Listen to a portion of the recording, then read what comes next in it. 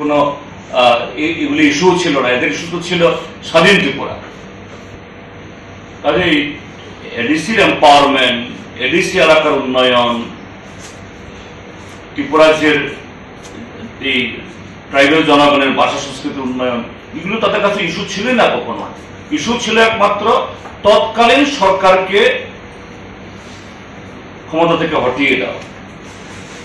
পরোক্ষে বা প্রত্যক্ষভাবে তারা এই যারা আজকের শাসক দল তাদেরকে সাহায্য করেছে, আজকে তার পুরস্কার তারা দিচ্ছে। সেকেন্ড কোশ্চেনটা হচ্ছে যে এক দেশ এক নির্বাচন হয়ে যাওয়ার পরে এই প্রথম কেউ কেউ বলতেন তখন যে নির্বাচনের ক্ষেত্রে খরচা অনেক কম হয়ে যাবে কারোর দাবি। এই প্রথম হরিয়ানা নির্বাচনে আমরা যদিও সোশ্যাল মিডিয়াতে দেখেছি এবং সেটা সম্পর্কে আমাদের কোনো পরীক্ষা নিরীক্ষা হয়নি, আমরা তার সত্যতাও যাচাই করিনি। সেটার পরিপ্রেক্ষিতে জিজ্ঞেস করি, হরিয়ানা নির্বাচনে ক্ষমতাসীন দলের একজন বিক্ষুব্ধ প্রার্থী তিনি 100 কোটি টাকা ত্রিপুরায় এসেছে, এই প্রসঙ্গে সমালোচনার সুরে আসছে ত্রিপুরা রাজ্যের একজন প্রাক্তন মুখ্যমন্ত্রীর। এই প্রথম ভারতবর্ষের অন্যান্য রাজ্যে এই টিকিট বিক্রি অর্থাৎ সদস্যপদ পাওয়ার ক্ষেত্রে, বিধানসভা নির্বাচনে নমিনেশন পাওয়ার ক্ষেত্রে টিকিট বিক্রির টাকা ত্রিপুরা রাজ্যে এই প্রথম আসছে। এতে কি ত্রিপুরা রাজ্যের নির্বাচনী বা রাজনৈতিক পরিবেশ অগ্রগতি লাভ করলো বলে আপনি মনে করেন? না, এটা দেখুন, এই যে বললেন আপনি, নাম বলেননি, বিপ্লব কুমার দেব আমাদের মহামান্য প্রাক্তন মুখ্যমন্ত্রী এবং ত্রিপুরার যে বর্তমান লোকসভার সাংসদ, তার নামে আসছে। আমিও ভিডিও দেখেছি, কিন্তু আমারও যাচাই করার কোনো সুযোগ হয়নি, ফ্যাক্ট চেক আমি করিনি, দেখেছি। তো এখন যে প্রশ্নটা আসছে আপনি প্রশ্ন করার পর, কেজরিওয়াল এবং এই যে হেমন্ত সোরেন, কেজরিওয়াল দিল্লির মুখ্যমন্ত্রী ছিলেন,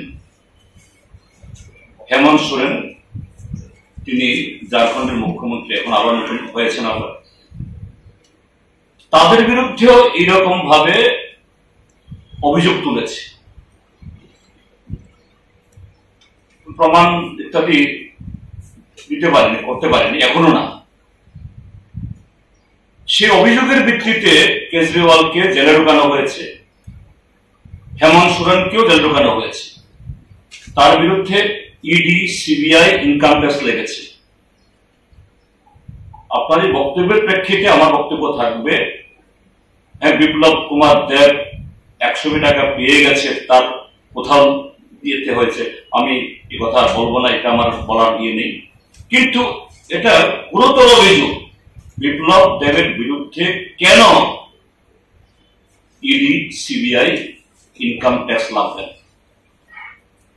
এবং এই কথাটা বলার পেছনে একটু যে কি বলে না, একটা প্রাইভেসি, একটা সন্দেহ তৈরি হয়।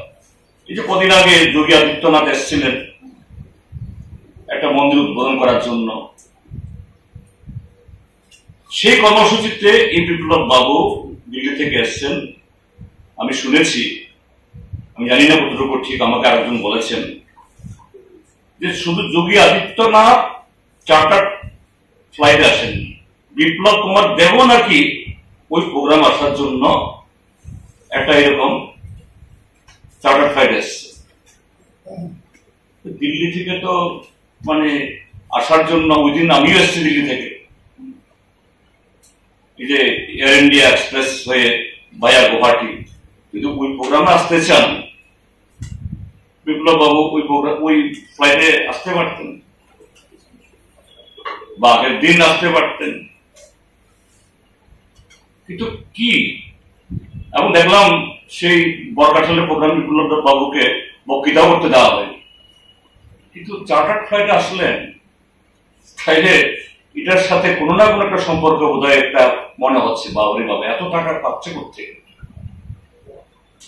বিজেপি দল নিশ্চয়ই যে তাদের মানে উত্তরপ্রদেশের মুখ্যমন্ত্রী, ত্রিপুরার মুখ্যমন্ত্রী আছেন, সেই প্রোগ্রামে পাঠানোর জন্য বিজেপি দল তার তহবিল থেকে এরকম ভাবে ফ্লাইট ভাড়া করবেন না। তবে আমি ফ্লাইট নিজে দেখিনি, আমাকে অনেকে বলেছেন এরকম তিনি নাকি এরকম একটা ফ্লাইট এসেছেন।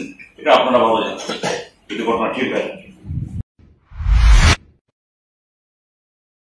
মশলা হাতে নয় চামচে তুলুন। লংতরাই গুঁড়ো মশলার প্রতিটি 250 গ্রাম প্যাকেটের সাথে 1টি চামচ ফ্রি।